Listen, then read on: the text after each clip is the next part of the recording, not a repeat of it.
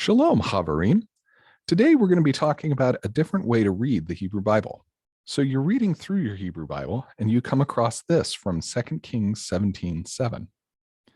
Vayhi ki hatu b'nei Yisrael la'Adonai Elohehem hama'aleh otam me'eretz Mitzrayim mitachat yad paro melech Mitzrayim vayir'u Elohim acharim. This is a decent-sized verse with lots going on. You could translate it word for word individually and then try to fit them together, but maybe, just maybe, there's another way to do it, a way that will make the syntactical relationships stand out. We'll call this chunking. It will allow us to identify the important relationships between words and clauses before diving into translation. Once we have the relationships mapped, slotting in your knowledge from vocabulary will be a cinch. We'll start with identifying the major verse division, the etnach. The etnach, you'll remember, marks the logical halfway point in a verse. And as you can see here, halfway doesn't mean a word or syllable count. We'll divide the verse based on this etnach, making that last clause a very manageable 3 words. Now that we've got the major division down, we need to identify the parts of speech in our verse sets. Let's start by identifying our main verbs in each. If there's an explicit subject, we'll identify that too.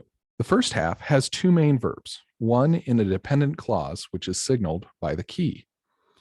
There is no explicit subject for the first verb, but there is for the second, B'nai Yisrael. There's also a participle, which we'll take as another dependent clause. The second half has no explicit subject, which means it most likely shares the subject from before, B'nai Yisrael, but we'll investigate that as we get closer. This takes us to our next step, identifying any construct chains and prepositional phrases. The constructs are marked with either a makef or a munach.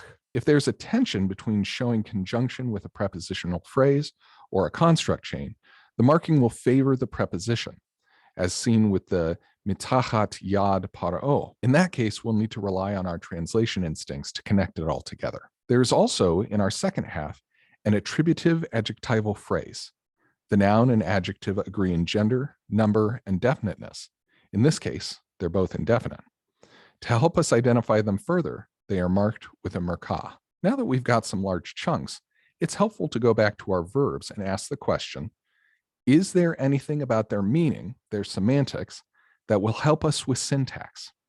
Particularly, we want to know whether the verb is transitive or not. That is, does it take an object, whether direct, which is often marked by 8, or indirect, which is often marked by a prepositional phrase. Remember, though, that objects can be marked in a variety of ways in Hebrew. Sometimes direct objects are marked with a preposition, for example.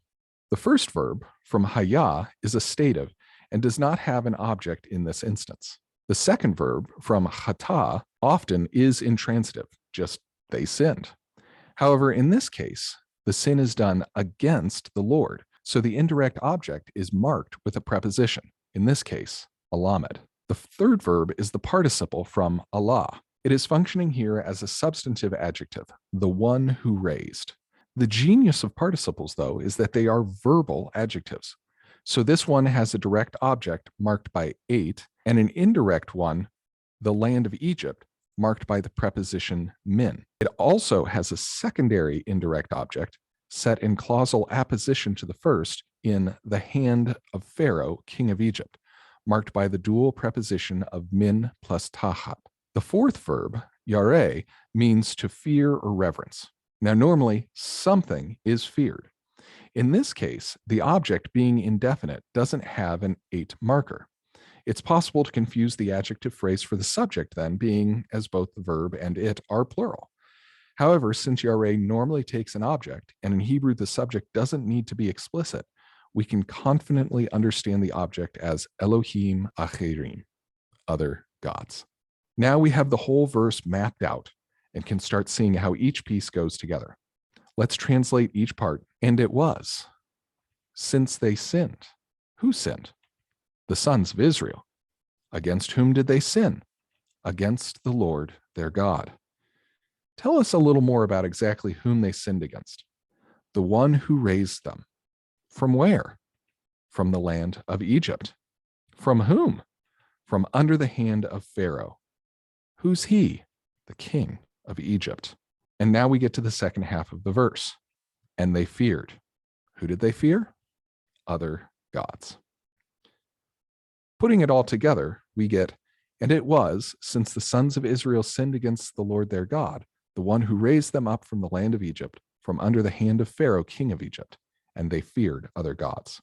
This is a fine literal translation. However, we can go further by asking some questions of the syntactical relationships we've identified. The first concerns the first verb, vaihi. What is it referring to? Sometimes this form can be used to introduce narratives, but in this case, it seems to be referring back to the previous verse, which mentions that Israel, the northern kingdom, has been exiled by the Assyrians. The burning question in the mind of the reader would be, why? Well, here the author answers. It happened by he, because ki. The second way we can go further is with the final verb, vayiru. Oftentimes, the vav-fronted yiktol forms can signify progressions. And this happened, then this. However, we identified that we're in an explanatory mode here. Why were the Israelites exiled? They sinned against the Lord. In what way, we would ask, hoping to avoid the same fate, did they sin? Well, they feared other gods.